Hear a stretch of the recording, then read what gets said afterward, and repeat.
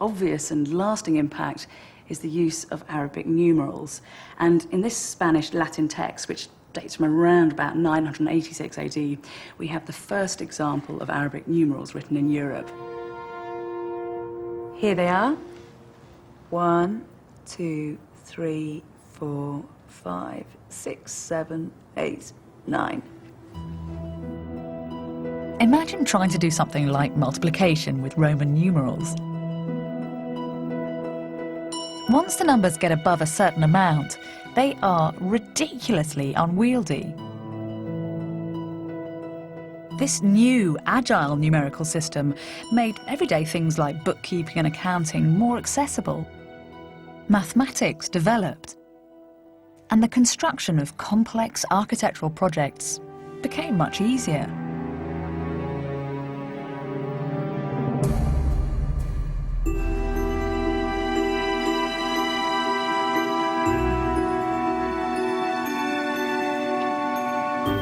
Recently, archaeologists renovating the roof timbers of Salisbury Cathedral in England made a discovery which clarifies this story.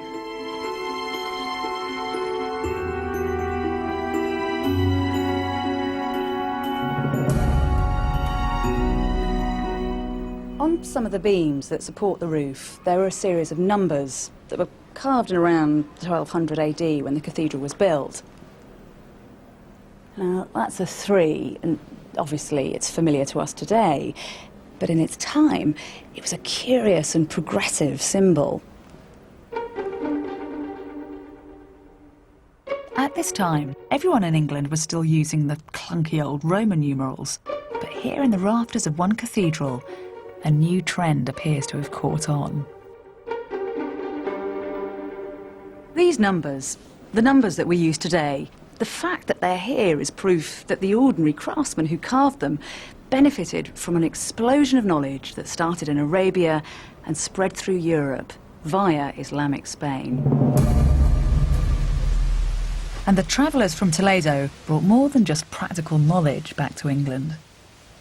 After a number of years, Daniel of Morley returned from Toledo, his cases crammed with documents and volumes.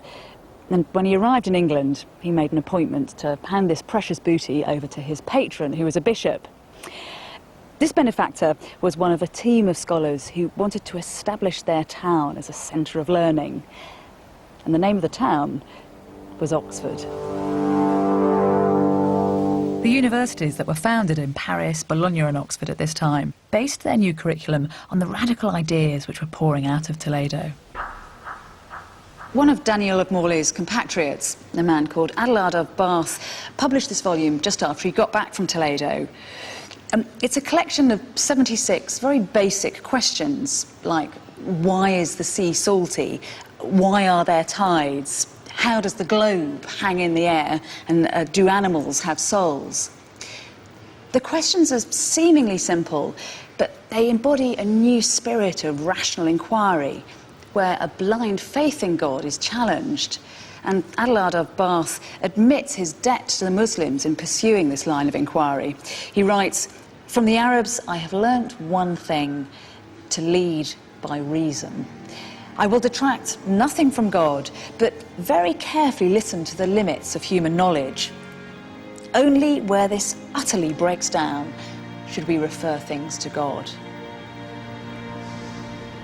The Muslims developed a massive program of translations in which they translated from Greek into Arabic everything that had reached them. And this was something that was promoted by the whole society. And the result of this is that they translated practically all Greek knowledge. There is a first period in which they translate and they learn, they assimilate. Later, they had learned enough and they began to produce original works by themselves and to criticize Greek science. And of course, one cannot say that the Arabs were mere transmitters of Greek science. They were the people that continued the work of Greek scientists. until they led all this research into a final crisis. And this final crisis was the crisis that brought the Renaissance and the scientific revolution. If they had not done this, Renaissance and scientific revolution would have been impossible.